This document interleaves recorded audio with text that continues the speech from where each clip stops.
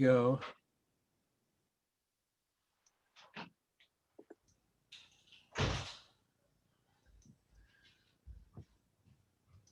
Okay, do you guys see my slides? Yes. All right, so let's get going.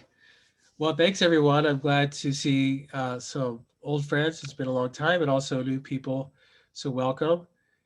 I'm zooming to you from Rome, Italy. It's 7 o'clock here.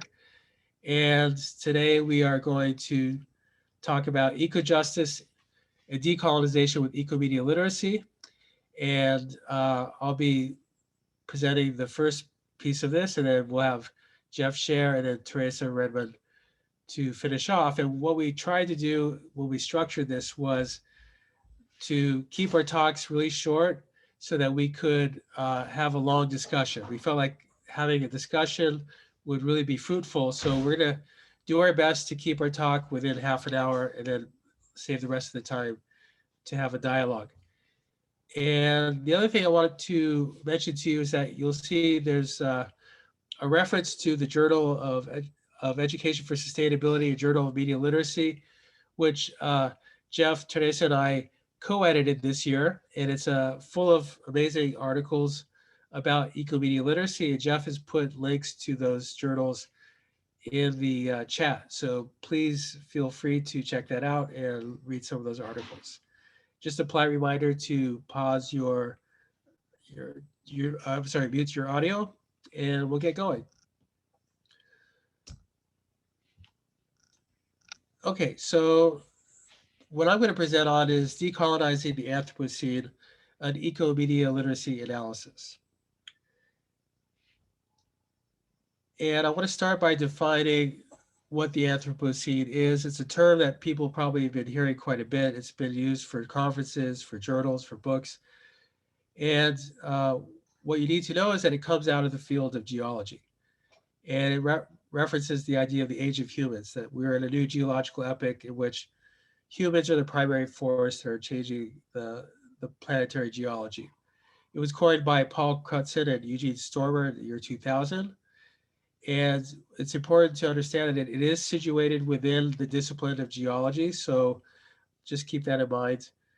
And it's currently what they're debating is what are called the golden spike, which is what is the moment that they actually start the idea of the Anthropocene. So the three candidates for the golden spike are the quote unquote exchange of flora and fauna resulting from the conquest of the Americas, B, the industrial revolutions, in particular the steam engine, or three, nuclear testing.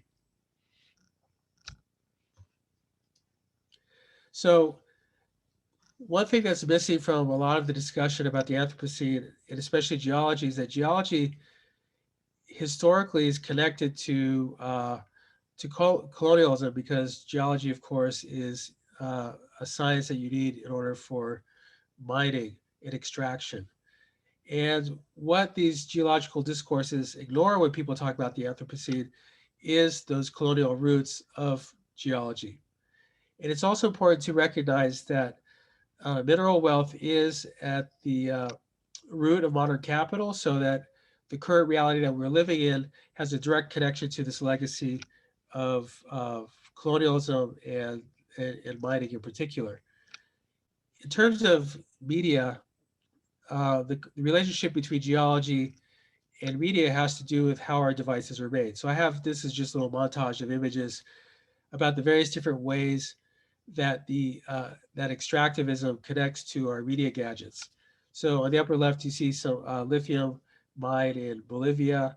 You have in the middle uh, conflict minerals that are being mined in the Congo. You have an oil spill in Ecuador on the far right. You have copper mines, gold mining, and then mega projects like dams to produce energy. All these things are connected to our devices. And I want to make sure that as media literacy educators that we understand why we're talking about this. One important concept that's emerged in recent years is this idea of slow violence, which is violence wrought by climate change, toxic drift, deforestation, oil spills, and the environmental aftermath of war taking place gradually and often invisibly over time. So a lot of the violence that's caused by these extractive practices are not always necessarily visible in the moment that they're happening, that the effects of them take place over time. And, global warming, global heating, these are things that we are certainly feeling now, but the more acute effects of those are going to definitely be happening later on what is called the time horizon, the next 20, 30 years. So usually the Anthropocene is framed as a problem of man's behavior, but what that discourse ignores is the role of racism and slow violence, which is often is unseen when people talk about the Anthropocene. So the critique of the Anthropocene concept, there's several. I'm just going to give you a very brief summary here. One is that it's biased towards modernity as the privileging agent of change. What that ignores is that humans have always been changing the environment. In fact, there's evidence lately that demonstrates that the Amazon has been essentially uh, uh, shaped by the presence of humans over thousands of years of pruning and planting, and that it was not a virgin forest the way that it's often depicted when the Europeans arrived. The same is true with much of North America. California was a landscaped environment. It was not just raw virgin land as represented in the past. Um, so if the situation with the environment, the environmental destruction in the Anthropocene discourse is often attributed to men being men. This is somehow human nature, but it doesn't identify the particular systems that are destroying the land or destroying the environment. And also, when they talk about Anthropocene and the age of men, it's really problematized who are the we when they discuss human as a whole. This concept is generally undifferentiated. In fact, it ignores women, indigenous people, and frontline communities who are mostly dealing with the effects of extractivism. And in fact, this is a statistic some of you may have seen in recent years. Oxfam did this report and showed that the richest 10% of the global population cause 50% of global emissions. So it's not evenly, the causes of the Anthropocene are not evenly distributed, and the effects of the Anthropocene are also not evenly distributed. It's a very uneven distribution of both causes and effects.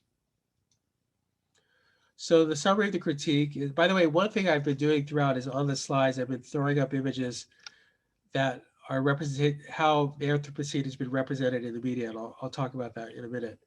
So the Anthropocene totalizes the effects of colonization, but it erases its origins. And by ignoring slow violence, it reproduces the problem it claims to be addressing. So the method of analyzing this problem is one that I've been working on developing called Ecomedia literacy. On the right, you see this is my new book. It's coming out in the end of November, which goes into much more depth into this method of analysis. But I just want to give you an overview. First of all, is the concept of ecomedia, which is media is understood as a part of and about the environment. So this is a little kind of a twist on how we normally think about media. And then ecomedia literacy combines tools from like critical media literacy and ecomedia studies, which is this emerging field that analyzes the ecological and environmental relationship between media and the environment.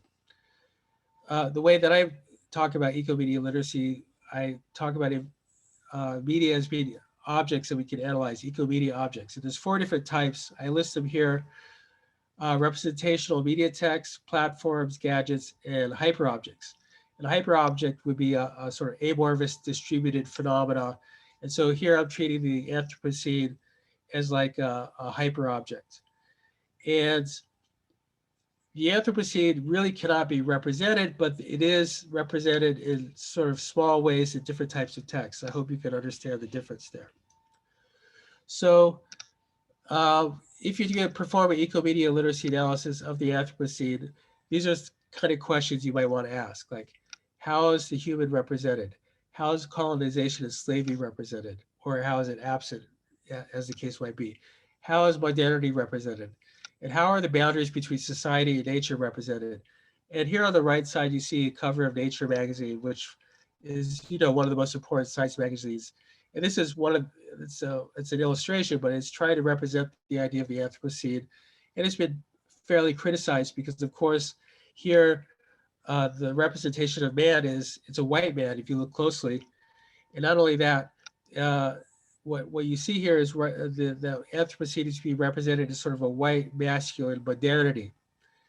If you look, there's like tiny little representations of Africans as slaves, and they're just sort of overwhelmed and dominated by this image of man.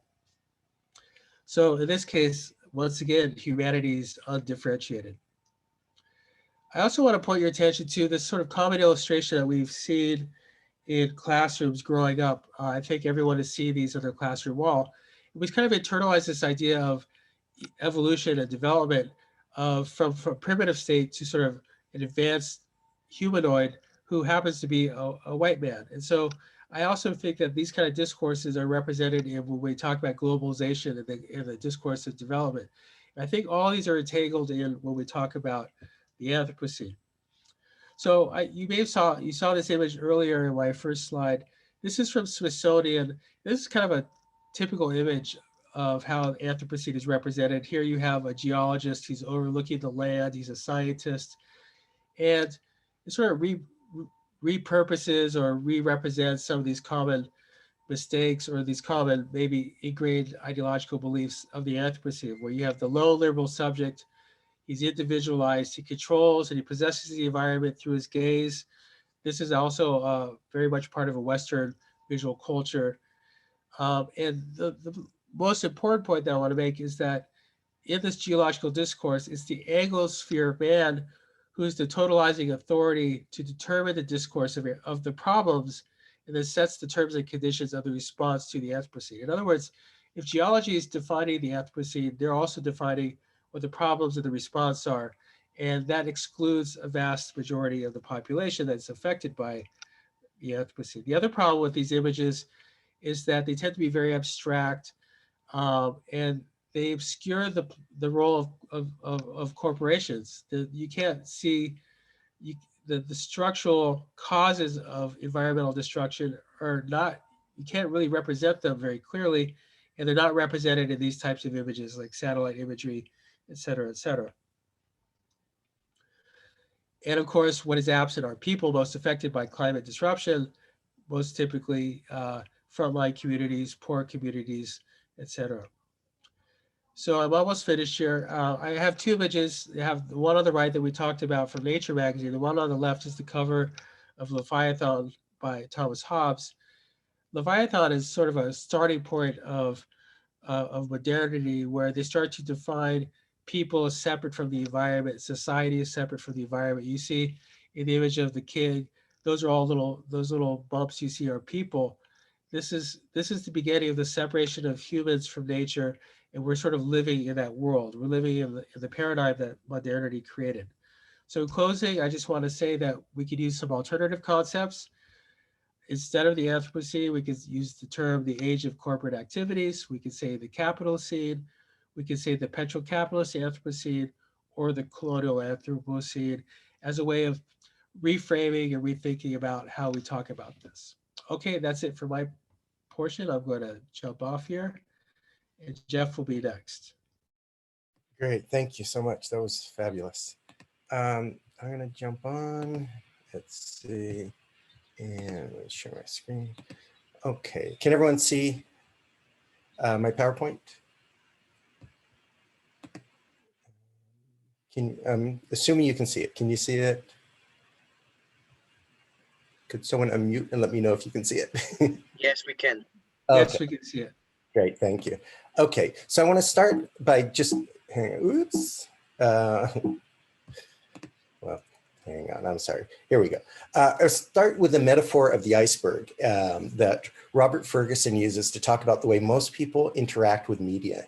And typically we just look at the denotation of the text and just what's sticking out of the water when we're listening to music or watching a video or engaging with social media. And we rarely go down beneath the surface to question and look at the context that surrounds all media text. And the reason he says this is so important is because we need to be asking questions about ideology, economics, history, politics, power, all of that, because we live in a world with a lot of problems. And if we don't look and try to analyze the context within which our media is coming and within which we're engaging with the text, we're not going to be able to have a deep understanding of what's really going on and see the structures and systems. So Faith Rogo uses this wonderful little equation where she talks about text and context is what gives us the message.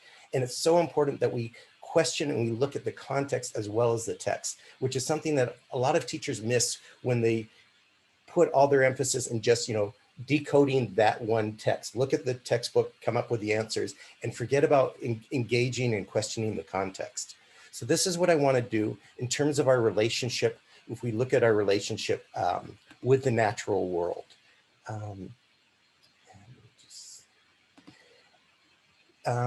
Thinking about this, Naomi Klein says, up until the 1600s, the earth was seen as alive, usually taking the form of a mother. Europeans, like indigenous people the world over, believed the planet to be a living organism full of life-giving powers. So there was a time when everybody referred to the earth as Mother Earth. It was something sacred to be respected. But things changed. And so if we look at this quote from Sir Francis Bacon, who's considered the father of the scientific revolution, he says, nature is to be put in constraint, molded, and made, as it were, new by art and the hand of man. So this really gets at what Antonio was just talking about, this separation of humans from nature. So what we need to do is start questioning why, what happened to our language, what happened to our ways of thinking. And that's where I think we need to look at some of these contextual ideas I have listed here. The role of Christianity, capitalism, colonialism, patriarchy, white supremacy, the scientific revolution, the age of enlightenment, and the industrial revolution. All of these have shaped the ways that we think about the world and about our relationships with nature. So if we look at this image, this is Pan, the ancient Greek god of nature. He has horns, beautiful horns, wonderful little hoof feet. Who does he remind you of? Well, if we think about horns and hoof feet, there's a very distinct relationship, right? By the end of the first millennium, the Christian church used the image of Pan to symbolize the devil. This changed the past of living in harmony with nature to a new fear of nature that supported the belief in one celestial God separated from the physical world. So it's no accident that we've developed, when I say we, I'm referring to kind of white European dominant US thinking and ideologies, that there is this real distinct separation of humans from nature in a way where it's really humans above nature, and nature is no longer something to be respected and live in harmony with, but something to control and to commodify and to use and exploit. This is no accident. So colonialization was based on this. Colonialization involves a process of classifying, categorizing, and naming, all the things that Antonio just talked about geology, right? This is what colonialists did and still continue to do. This is a dehumanizing process, and it's really key that we recognize the role of dehumanization in this process of colonialization, which turned people and things into objects and commodities that could be controlled and exploited for the benefit of white Europeans. So when we think about the benefit of white Europeans, what was going on with colonialization? Colonialism not only separated people from nature, it also created the idea of separate human races, right? The scientific revolution and enlightenment provided these rationales, scientific proof or evidence, I'm using those words in quotes, right? For believing that white Europeans are better than all others. So not only did it invent race, but it invented white supremacy. And what we have today is the legacy of all that. Part of this legacy is understanding the doctrine of discovery.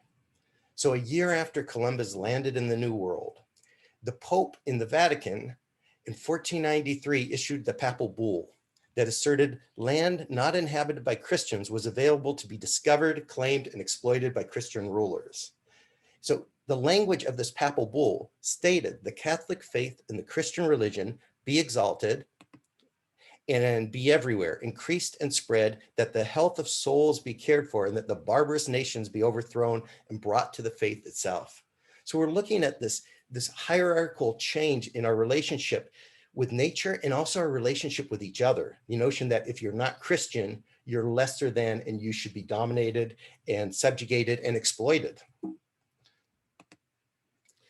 Along thinking and looking at the role of this doctrine discovery from the 1400s, in the formation of the United States, the Articles of Confederation addressed US relationships with Native Americans and their land, and it was all based on the principles of the doctrine of discovery. Even Thomas Jefferson used this to justify the Louisiana Purchase, the Lewis and Clark expedition. All of this was based on the notion of the doctrine of discovery.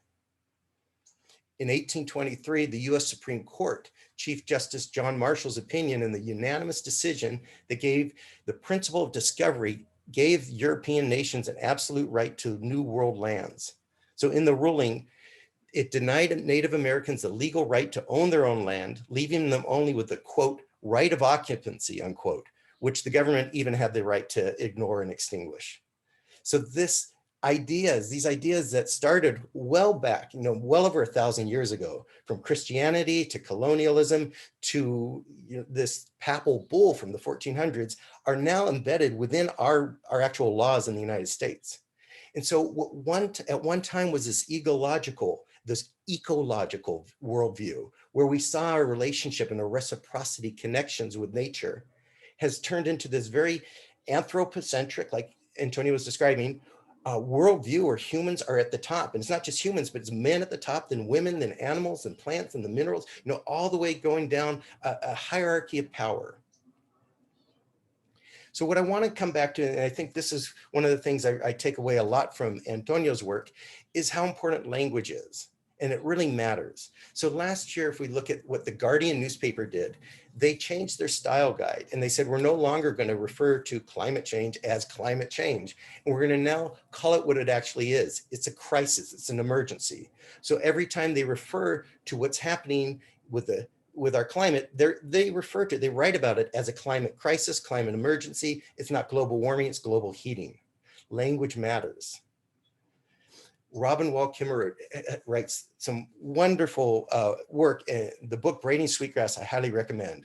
She says, when a language dies, so much more than words are lost. Language is a dwelling place of ideas that do not exist anywhere else. It's a prism through which to see the world. So when we're talking about language, we're not just talking about single words, but we also are talking about words. But these words matter because they're used in context of what creates our epistemological way of seeing and thinking of the world through the stories, the words, the grammar, the syntax, all the ways that language functions. I want to share with you a couple words from indigenous languages. This word Aini. Indigenous communities in the Andes engage in relationships based on Aini, or ongoing cycles of reciprocity to exchange comparable work or goods. Aini is a core value that has served generations of Andean people since pre-Inca times.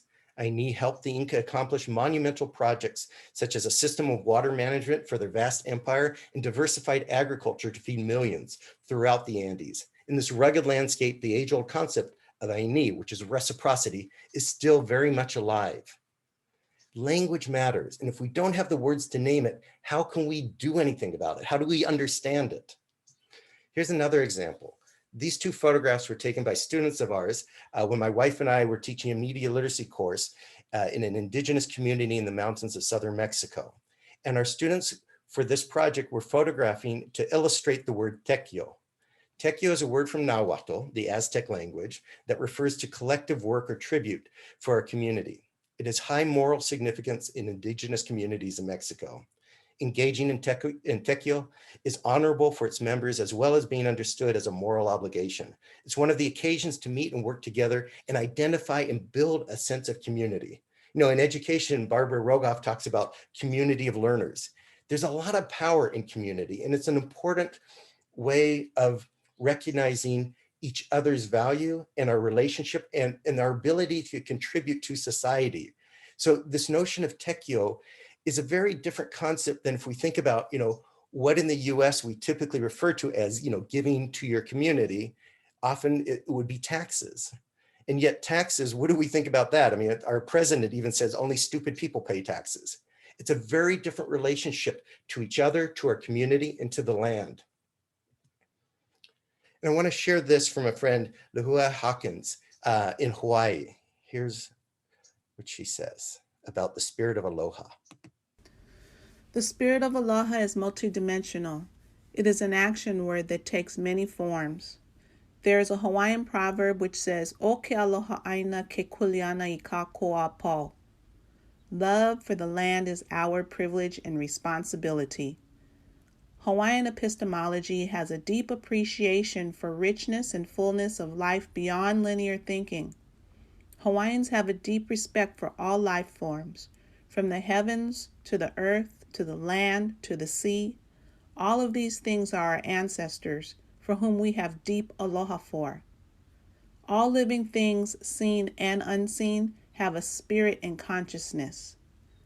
When we say aloha aina, we are acknowledging our connection and respect to the land and its people.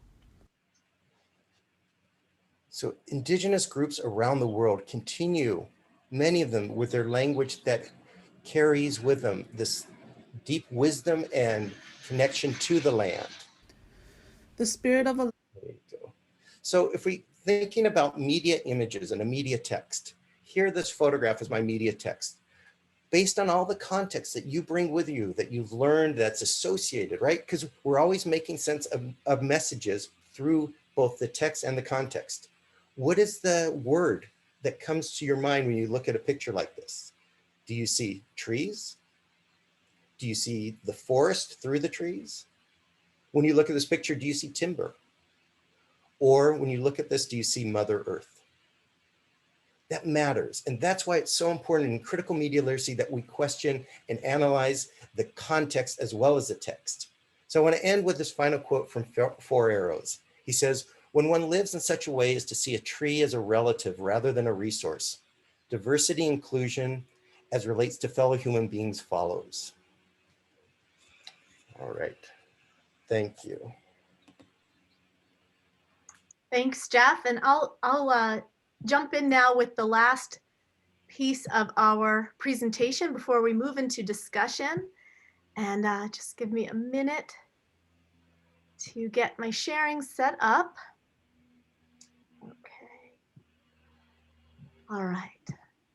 Here we go. And I don't have the chat window open right now, so if there are comments in the chat, feel free to make those comments and I'll catch up after I present. So in this session, a segment of the session, I'll look at practice, eco-media literacy and practice. All right. When I encountered Antonio's book, Greening Media Education in 2014, I had been teaching an undergraduate media literacy course, and his work was my first experience with eco-media literacy, but yet so much of it made sense. And reflecting on my own incorporation of planned and perceived obsolescence into my course, eco-media literacy made the next logical step.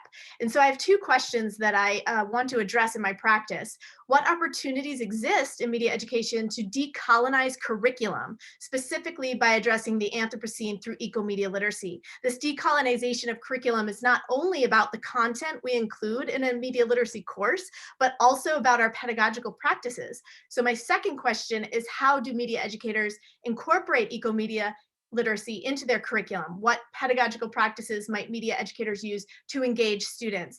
And eco-media literacy, as Antonio shared in his presentation, involves some very heavy theoretical ideas, in addition to some very heavy realities related to people and planet and the eco-racism that exists in those marginalized spaces where extraction occurs. And so the pedagogy is important, particularly in a course where students could become alienated by a resistance to wanting to engage with that kind of difficult content.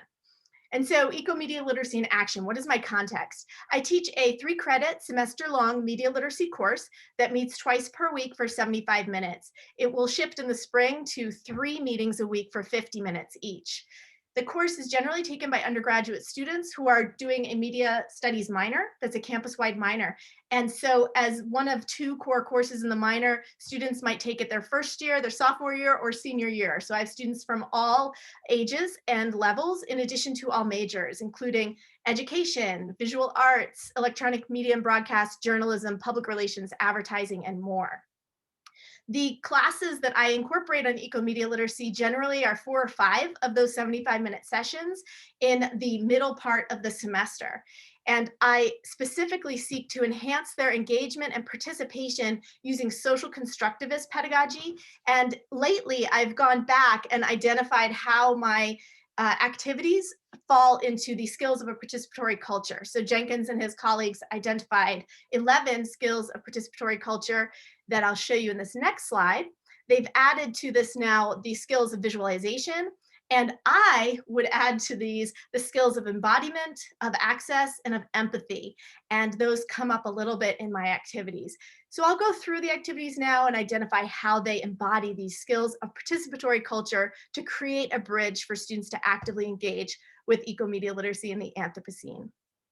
So the first activity that I do is the singer-songbird activity, where students are invited to stand up and shout out the name of the singer or the songbird as I play these slides rather quickly for them. All of these birds are local to Western North Carolina, where I'm presenting to you from, in addition to being widespread throughout the United States, Canada, and some are migratory songbirds, so they may even extend further into the Southern Hemisphere. In addition, these singers are recognizable by my millennial population. This activity involves multitasking, and I take multitasking and extend it here to encompass the ability to scan one's environment, which is what Jenkins and his colleagues identify, and to shift your focus to salient details. And so my hope is that I encourage students to think about looking at their environment more closely, to pay attention as they explore campus, as they move between classes. So that example is one of multitasking. In addition to the slideshow, we will work with audio. So I'll ask my students, after they've generally failed to identify the songbirds and been able to identify very quickly the singers, I will play sound clips for them from songs in popular media in addition to local birds.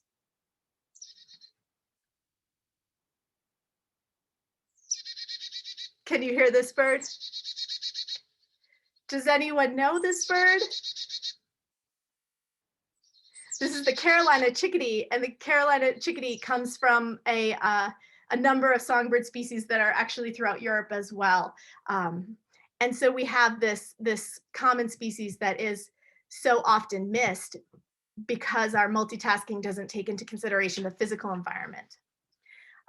We'll use that as a hook, and then we'll dig into some more intense work where students will explore a variety of media objects, as Antonio had mentioned, media texts and objects in his portion of the presentation. Specifically, students will engage in transmedia navigation and judgment through a content analysis. Transmedia navigation, as defined by Jenkins and his colleagues, is the ability to follow the flow of stories and information across multiple modalities. And judgment is the ability to evaluate the reliability and credibility of different information sources. So for this portion of the course, students will contribute advertising content that depicts the planet or Earth in some way. And we have amassed over 60 print advertisements and over 25 video commercials that depict the environment. I'll show you the prompt now that I give them. For this task, they read a chapter from Julia Courbet's Communicating Nature. And it's important for them to note that they're not looking for counter ads or public service announcements. Students have a deep misunderstanding of what it means to select an ad that represents the Earth. They immediately think of ads that encourage them to use less paper towels or to drive less. But when we look at media objects, we're looking at how the Earth is portrayed and represented as a piece of the story, but the story is not about the Earth in those ads. So if I go back again, you can see, for instance, in the lower left corner, there is a allergy medicine ad that says "Defy Nature," and the woman is kind of staring down the flower. Or in the Tide ad in the top middle, we see the rainbow and the beautiful cloud scene, but the ad is not about that rainbow and clouds, it's about the product. And so this transmedia navigation and judgment is to follow the flow of how the Earth is represented in commercial media content holistically, which is a unfamiliar practice for students. The next thing we'll do is dig deeper into what Antonio previewed for us with regards to the extraction, the geological extraction, and the physical development of our devices through materials from the earth, through a collective intelligence activity that I call the Ecomedia jigsaw. Collective intelligence involves the ability to pool knowledge and compare notes with others towards a common goal. For this activity, I'll divide students into 3 groups. One group will engage in readings about conflict minerals and the heavy extraction of minerals in the Democratic Republic of Congo, primarily, that end up in our technology devices. The second group will read materials related to the cloud. And I have in the puzzle piece there a photograph of the cover of Bruce Barcott's The Last Flight of the Scarlet Macaw, which isn't directly about cloud power, but it's about the impact of hydropower in a community in Belize. And so we make that connection through that text. The last piece is about e-waste, electronic waste, and the impacts on communities, particularly in Ghana and China. And students will read and prepare themselves as experts in these 3 groups, and then we come together in class, and that's when they engage in pooling knowledge. That shifts the responsibility from my shoulders as the teacher to the student's shoulders, and is another aspect of a decolonizing pedagogy. We also engage in play. Play is so essential, even for undergraduate students. And Jenkins and his colleagues define play as the capacity to experiment with one's surroundings as a form of problem solving. And I've used a variety of different kinds of play in the classroom. We've done some concept mapping with text and positioning on the page, as you see in the left side of the slide. But then I've also tried to support them through materials like puzzle pieces, by providing them with images and other kinds of content that they can clip and collage, in addition to inviting them to explore some painting and using their hand as a metaphor for understanding their relationship and responsibility to the topics that we are exploring. And so this happens as part of the Eco Jigsaw assignment, in addition to at other points when I intersperse lecture into their learning. The capstone, or kind of culmination, of our work was inspired by Bigelow and Swinehart's People's Curriculum for the Earth. And what I've done is I've adapted their Indigenous Peoples Summit, which addresses more standard climate crisis related issues that we might think of when we conjure up issues related to the climate crisis. So for example, he has scenarios related to flooding, food reduction, and contamination of water. What I've done in this People's Summit is encourage students to engage in performance and play. We discussed play already, but performance is the ability to adopt alternative identities for the purpose of improvisation and discovery. So through the People's Summit, we move towards problem solving. You see our Marshall Islands poet, Kathy Jetnell-Kilner, in the upper right corner. I will structure this conference scenario where students come to class and I ask them how their flight was. And they immediately are immersed in this role play, having just arrived to my classroom from China or Ghana or another location to engage in this summit. And we listen to Kathy Jetnell-Kilner's poem, Tell Them, as a keynote and as a way to start embodying the realities that they are about to explore. I've created 4 new scenarios. I use the Yupik people scenario from Bigelow and Swinehart so that they can arrive into the class as arriving in Alaska. So we role play that we're at the University of Anchorage in Alaska. And so there's a foundational group of students that are American, pass out name tags, as you might have seen in this picture, with flags taped to it to help, again, create that conference feel. The 4 scenarios that I've created are the river basin in Brazil, the DRC, Accra, Ghana, and Gayu, China. And what I distribute to students in these groups is 1 page, a scenario that they can read, take notes on, and then work into a first-person account so they can begin to embody the experience. And then they will rotate so that each group is able to share with another group. And again, that piece follows the curricular flow follows Bigelow and Swinehart if you want to learn more about that role play flow. But for our purposes, we are calling it the digital climate crisis, and students are exploring these particular issues. We again then come together after this role play, and students engage in collective intelligence through problem solving.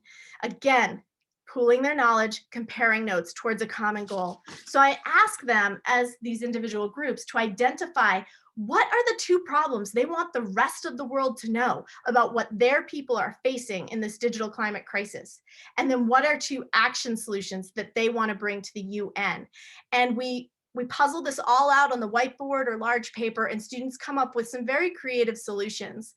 In the past, they have suggested definitely taxing electronics. They've suggested visibility campaigns, much in the same way that tobacco was required to put large stickers on their products. They suggest large stickers on our electronic products so that when you buy them, you see the firsthand experiences of communities that have to deal with the e-waste, for example. They've thought very much outside of the box and suggested looking for new alternative materials to create resources, 3D printing and other kinds of chemical solutions so that we can create disposable plastics that biodegrade, for instance.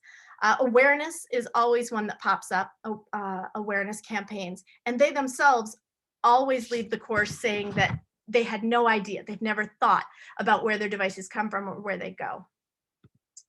And then finally, the last piece that I've tried at different points, but it takes a lot more runway to move students from concept to production when we do video work, but I've done some remix. Jenkins calls it appropriation in his work. I prefer the term remix because students are taking advertisements that depict a number of ecological related issues and they're pulling out a counter narrative. They're kind of flipping the script on these texts, and they do it in small groups. I have one to share, but in the interest of time, we'll likely move to discussion instead, but you can see the images on the slide. We have Fiji's Earth's Finest Water. This is from a 15-second ad that ran during the Super Bowl, and that basically just says bottled water and plastic is awesome for everybody on the planet.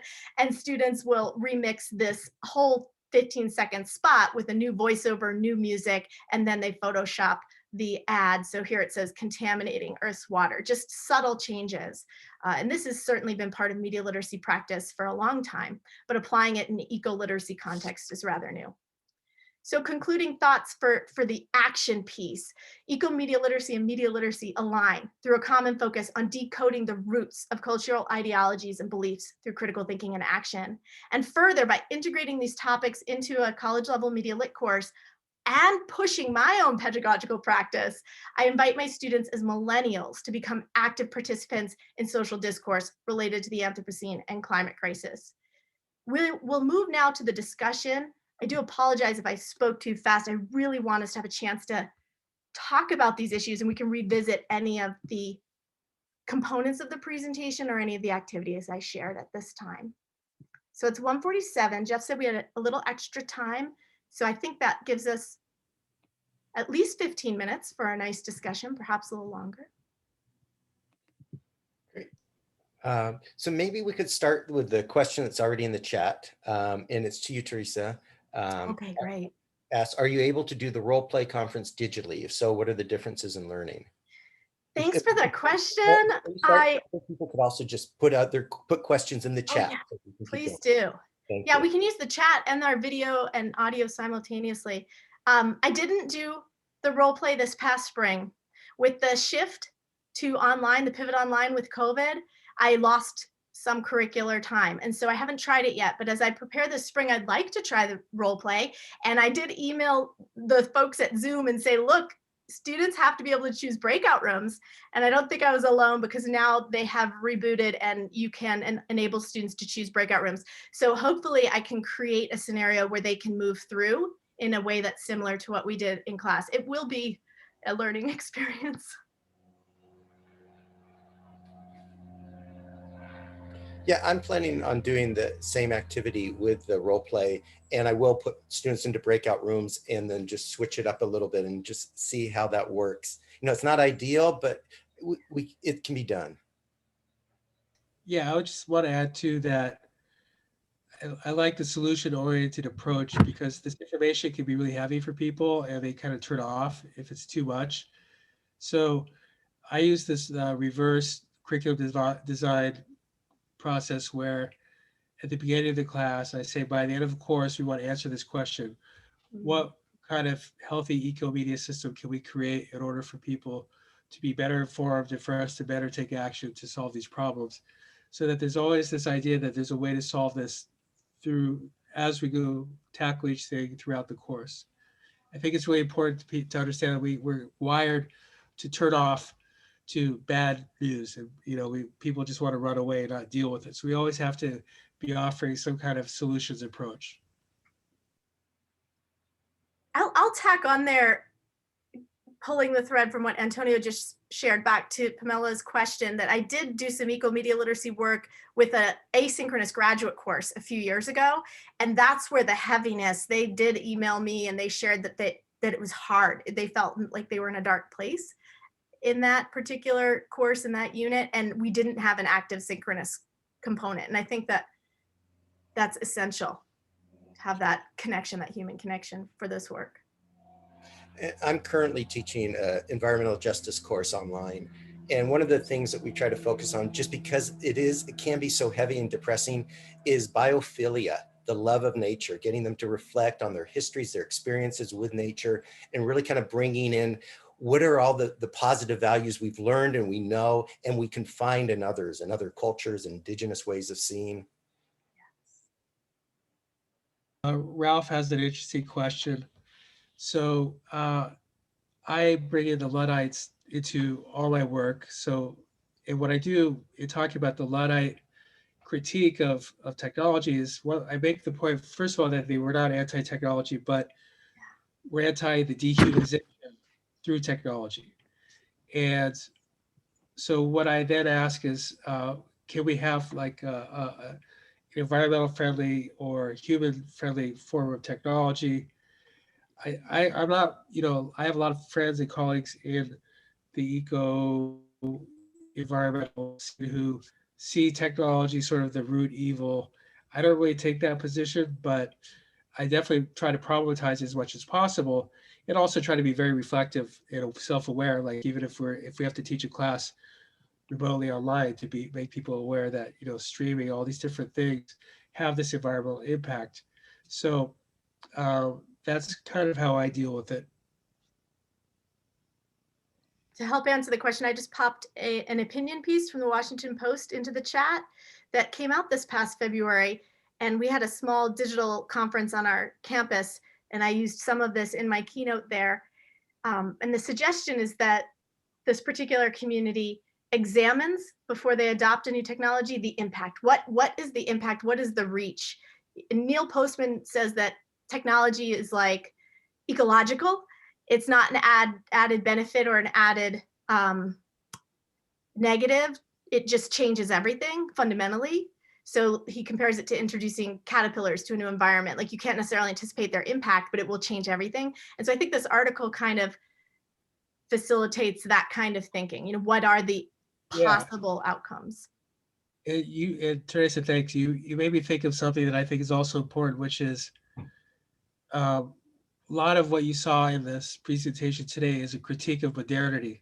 Yeah. So a lot of sort of the root thought, the root worldview that's causing a lot of this destruction is in how we separate ourselves from nature. And there are a lot of interesting innovations going on with like biomimicry. There's all kinds of people working on biochemistry, different things that are meant to be more harmonious with the environment.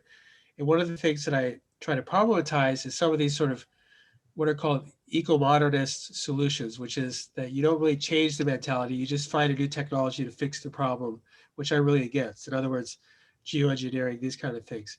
So, but I think it's good to introduce eco-modernity to the students and have them talk about that and see, ask them, do you think that we can invent technologies to solve these problems, or do we have to really go deeper, like the Iceberg model that Jeff showed us, and look at the really underlying structures of how we apply these technologies?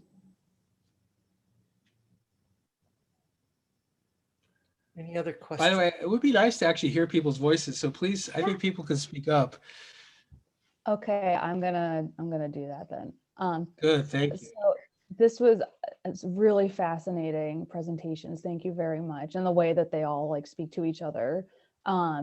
I unfortunately in the US, climate change and like humans' impact on climate change is politicized. Does that ever creep into your classroom conversations about this? Like, how do you negotiate different, the different ideologies that your students are maybe coming in with? It's a really good question. Well, I think part of what I was trying to do is show, kind of make visible so much of this deep embedded ideology that has historical context, that we can see specifically how these things happened. I mean, to me, just that image of Pan, the Greek god, is like, I had no idea when I first discovered that's where we got the idea of the devil.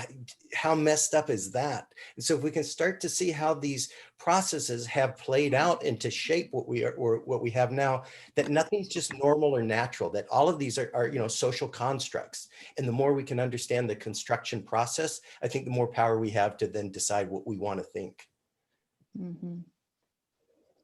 Teaching in North Carolina, well, I'm not from North Carolina, but I've been here 9 years now, and I haven't encountered resistance from students based on this idea of the politicization of the climate crisis.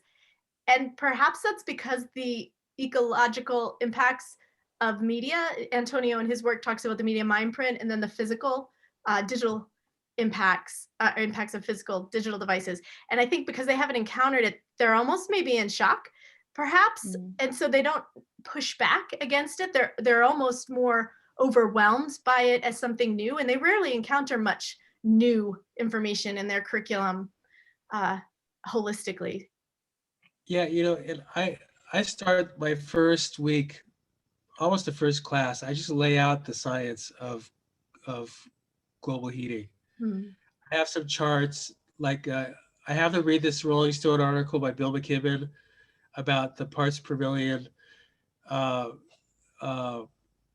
do you call it? The CO2 parts per million in the atmosphere, and we have to get down to 350, and now we're up at 410 parts per million.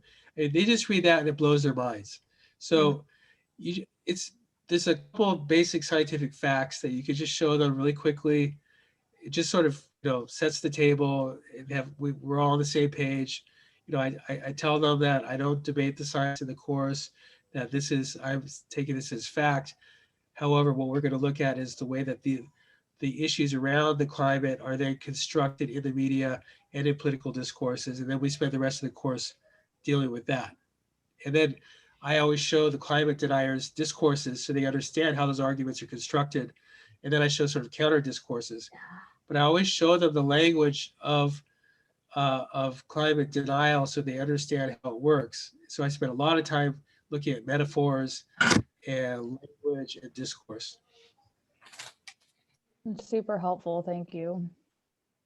We have a new question in the chat, and I just want to shout out Benjamin because he has a fantastic piece he has a text-based article in addition to a podcast that he's shared in our special issue. So if you came late and you roll up to the top of the chat, Antonio, Jeff, and I co-edited an issue of the journal Sustainability Education, and you definitely got to check out Ben's article because he does some really cool embodiment exercises with his students.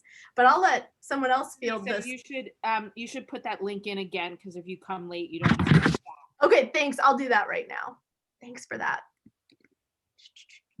I like the question that Ben poses. I think it's really important.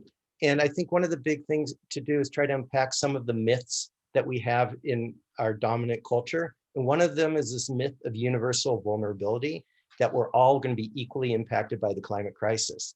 And that's not the case. We all will be affected in some ways, but the people who are typically the poorest and most marginalized, like always, will be the worst impacted, and they already are. And we're seeing this in island nations. We're seeing this, in poor communities, where the impact of whatever the environmental problem is just far, far more drastic and detrimental. And those tend to be the people who are least responsible for contributing to the problem.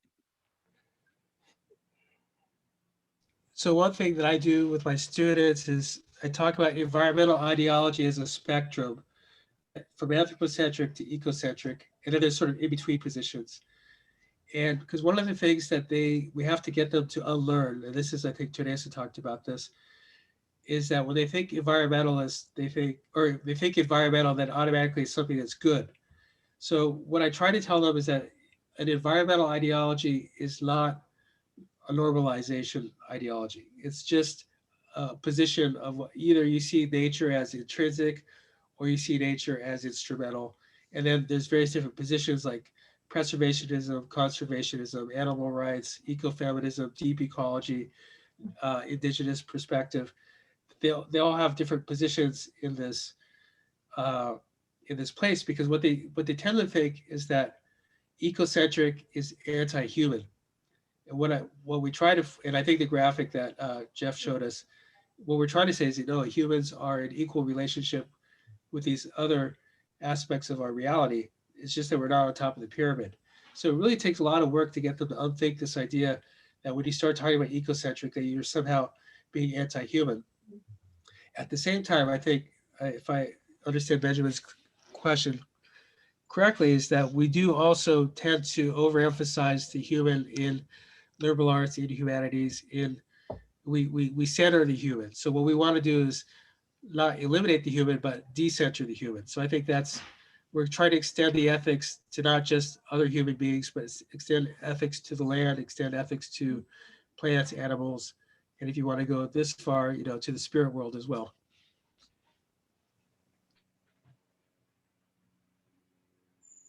I think, Antonio, in Greening Media Education, you say at some point you are a medium for the earth spirit. I might not be quoting it exactly correctly, but I used that in the class with our conference. And for those who get it, I think that is helpful for them to understand that their own embodiment in the world is a medium, the way they embody their own.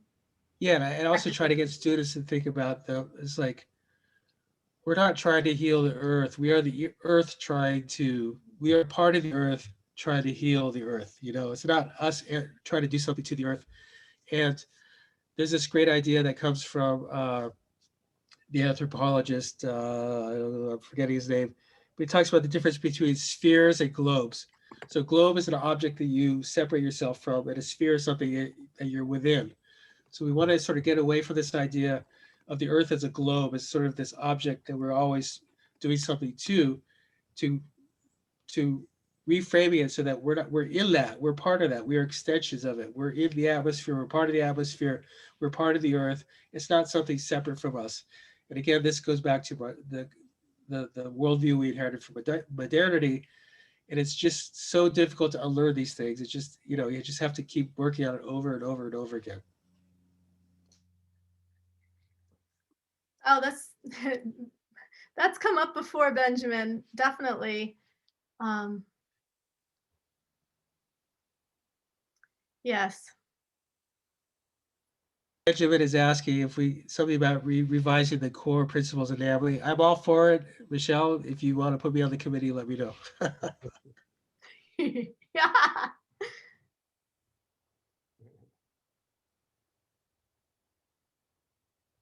And Alex has also put a question in the chat. I'm still reading it. People can speak up. I'd like to hear your voice. Who Alex, you want to say your question?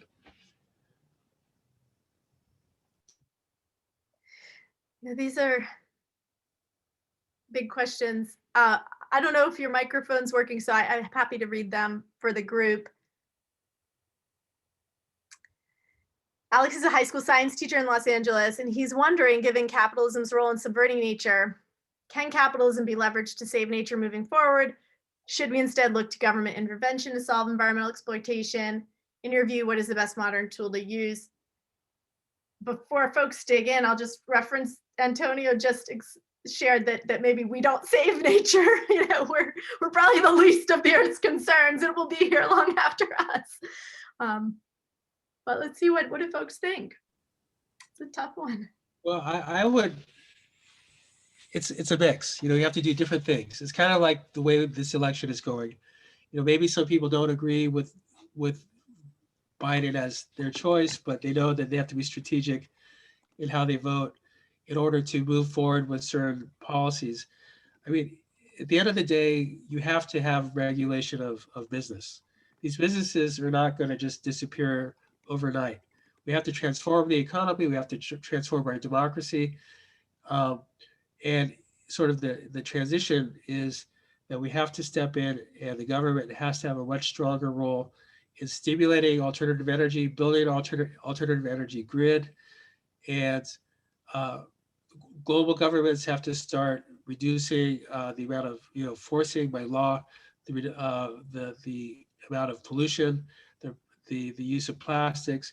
Companies have to get reformed, but I would say probably the everyone should work on the thing that's most important to them. But getting corruption out of politics is one of the most important things we could do, because you can see that, like, under the last 4 years with Trump, so many environmental policies got undone because of the ability of fossil fuel interests to take over the government and even Supreme Court. So this is really important. This is something we need to deal with until we transition to the much bigger, we're still 20 years away from a new clean energy system. And how do we get to that point? There's some great videos, by the way, on Intercept that Naomi Klein worked on, and Molly Crabapple. You should watch these videos. They kind of give you sort of a vision, like, how do we get to this place where we fix all of our problems? They're really neat. I'll put the first one in the chat. I think it's Message from the Future. Yeah, and then the second one just came out about a week or two ago, and it's also really powerful. And they're short, they're animated, they're very accessible. It's something you could share with students, probably from elementary on up, depending how you use it. And they're really a great look at what they're trying to kind of reimagine and get us to recognize. Number one is that we're all connected, and that these issues to the environment are social justice issues that affect everybody. And so it should be part of Black Lives Matter, Me Too movement, all the different movements. We need to recognize that we're all connected, especially through the environmental crisis. And then they give you a positive vision. It's not dystopic. It's meant to show kind of a solar punk idea of what we can do if we make the changes now. Speaking of solar punk, there's an article in our issue about solar punk, which is sort of utopian science fiction that sort of envisions how we solve problems. By the way, I would just say that, as a starting point, the Green New Deal, it's not perfect, but that's kind of like a concept that people can rally around and something we can work on as we transition our systems.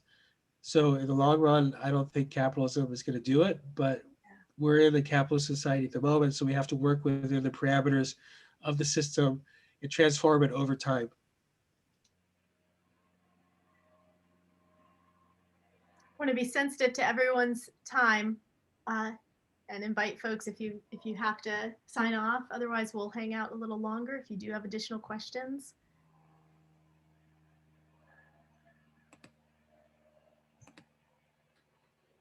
Thanks, Alex. Yeah.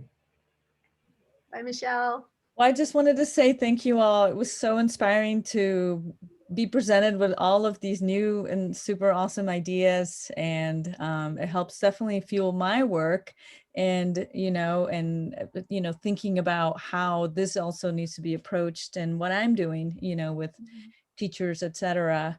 One of the things that I keep thinking about is that how unpopular, you can't, being political, it's easier to be political if you're a college professor. It's harder to be political if you're conducting professional development, for instance.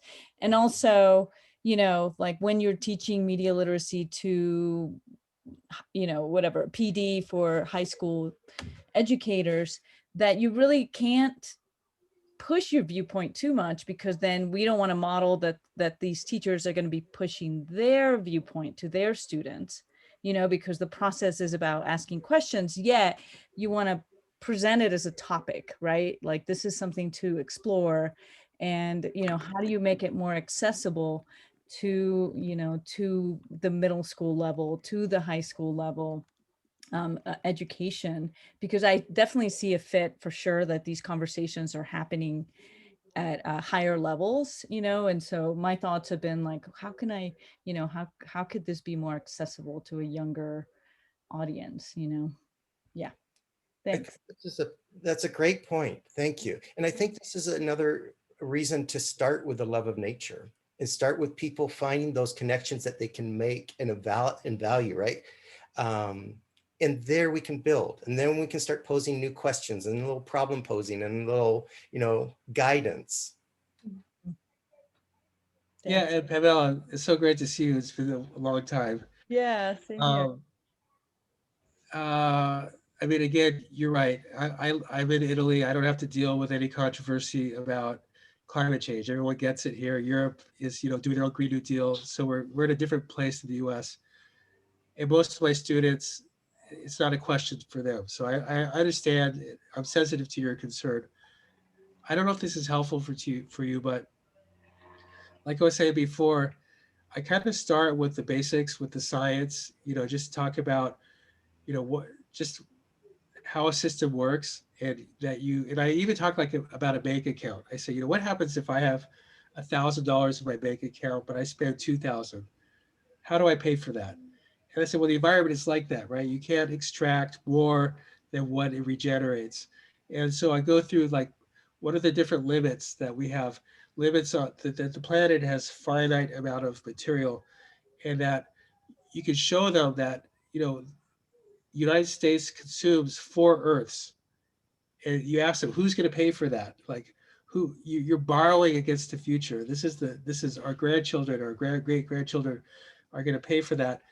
And I try to go about it without being political, just sort of talking about the facts about, what the earth, what we have as what's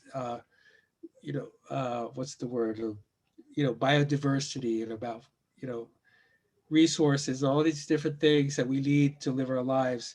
And then what happens if you take too much of it? And they get that. So you can even bring it on the local level and try to think of like its house, talk about water, or talk about something that is very tangible to them. And, talk about what happens when you take too much of this. Where does it come from? Where you bring in the water for your fields or for the acequia, things like that. Or even talk about acequias as sort of a system of environmental management and things like that.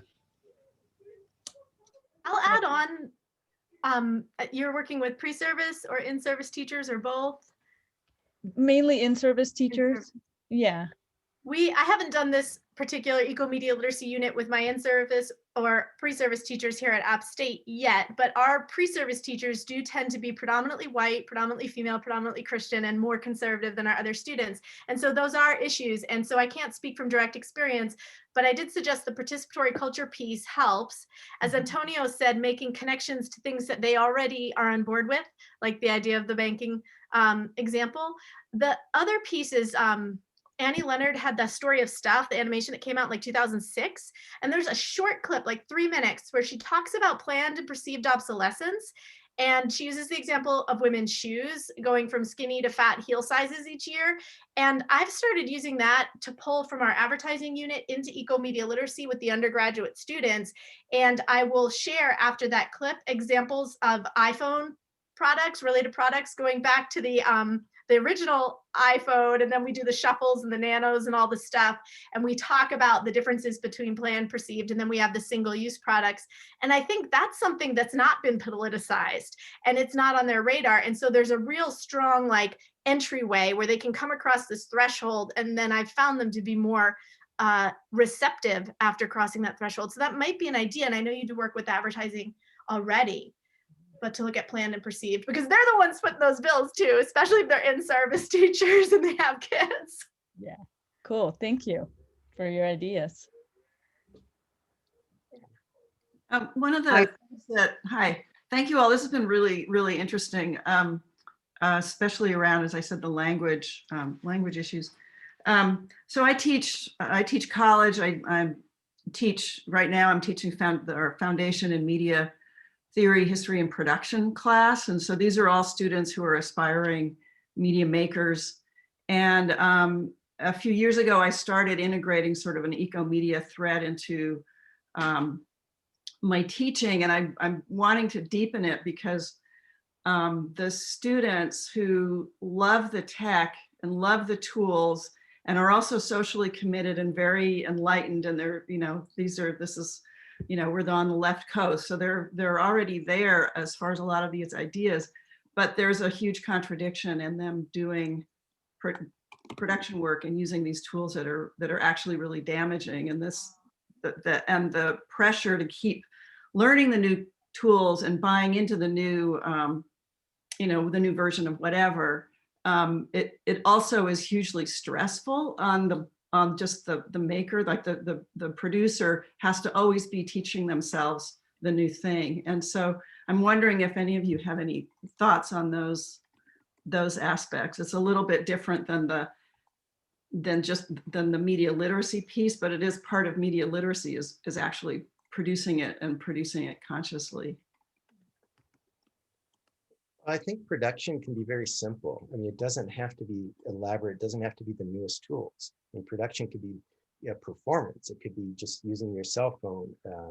There's so many ways that we can make production accessible, as long as our focus is not on the final product as much as on the process. Because education, we need to keep going back. It's about the process.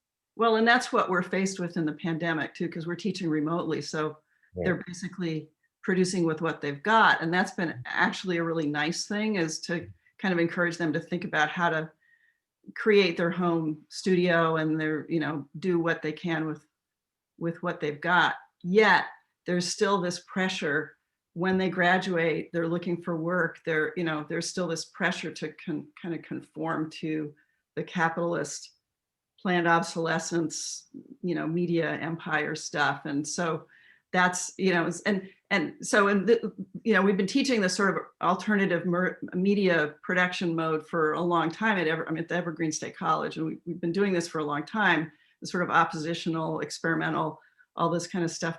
But they still have to deal with this when they graduate if they're interested in going into that field professionally. I always say you have to use what's available. So if you want to change the system, you still have to work within the system. I think Indigenous people know this very well. Like if they realize that if they want to engage the white world, let's say, they have to learn the legal language and all these different things. The tools that oppress them are the tools that they have to use to change their situation. In the same way, the production of our tools are horrible, and the conditions that people have to make these under are absolutely awful. But to participate in society, we have to use the tools. That's the contradiction. So I think first we name the problem, and then after naming the problem, then people can hopefully put pressure on these industries to try to change the practices or change laws, et cetera, et cetera. But I feel like if we abandon all these tools, we wouldn't be able to do anything at all. We have to find a way to first meet each other, see each other, talk to each other, try to solve these problems. And for now, what we have, these tools are what make this possible. Great, thank you. The only thing I'd add to this kind of quandary, Ruth, is to follow up on what Jeff said, that the purpose is the process. And I've recently gotten into arts-based inquiry and using visual journaling in my media literacy class as a production process, because cramming in some kind of production opportunity into that already overpacked curriculum when they get one media literacy course in their life, if they're lucky, and certainly only one in the minor, was too challenging. We spent too much on the technical how-to. They needed to know how to work Adobe Premiere or how to work with the microphones, the lighting kits. And so to just do the visual journaling piece brings them into the creative process. And one thing that might be of use is if they're putting pressure on you, or if there's pressure related to the professional world that they want to go into of broadcast or media making, would be potentially to dig into the research on creativity, because some of that research suggests that the creative thinking that's behind those productions is some of the hardest work to do, and the technical stuff comes relatively easily later. There's so many tutorials, for instance. So my partner teaches all production courses, and he's doing it all online right now. And he's doing a lot of remix, a lot of collaborative editing and audio production. And they're using what they've got, recording on phones, but going in the closet so their audio is better, things like that. Yeah, thank you. So we're an experimental college, so I'm teaching them full time, and we're co-teaching. So I have about 30 students, and we meet with them 12 to 15 hours a week. So we have more leeway. It's more luxurious in terms of the times that we can carve up and stuff. Yeah, these are all really great. And yeah, and I agree, the creativity part is actually the most important thing that we do. So thank you. So I just want to say something because I think some of us are going to have to leave soon, especially me. There's obviously greater interest in this than there was in the past, so I'm really happy about that. And it seems to me that there needs to be more discussion about how do we share resources, how do we professional development, how do we train each other, and how do we keep having this conversation? Except, I mean, we meet once a year at a conference. It's not enough. So maybe we could all start thinking about ways to meet more regularly and also to develop. I would love to see some kind of website where, like, Theresa could share her archive of imagery that her students collect. I have all these videos that I'm collecting that we use for analysis in my classes. Jeff has a ton of stuff, and then all of you guys would be finding stuff. So I've imagined at some point there should be like an ecomedialiteracy.org website where we just share and connect and communicate. And if anyone knows of a grant or support for something like this, let us know, because I think that all of us are ready for it, and the media literacy movement is ready for it. It needs it. So I just want to plant that seed. Be a good permaculture gardener here. It's Use a good time natural too. soils. What? I said it's a good time too, because I think that one of the issues I'm having at my university is with the shift online. There was a huge buying effort. They wired all the classrooms. They got those owls. They purchased all this. It was like, we can solve it by buying more tech. And I've already shared, my little voice in some corners of my scholarly community and run into some resistance. I think it's hard for people without having read Antonio's work or been in a class with Jeff Scher to understand these issues. They don't perceive technology as coming from anywhere. It's just there. Buy it. You'll be a great teacher. Sorry. Unfortunately, we're running out of time, and another session starts soon. These are great ideas, and please contact us if you want to be involved. I'm sure Antonio eats, breathes this all the time. So if we can everybody interested in working with us, please send us an email and we'll try to start building something. Thank you all so much. Thank you, Jeff. Thanks, Teresa. Thanks, everyone. It's great to see everyone. I appreciate all your comments. Bye. Thank you.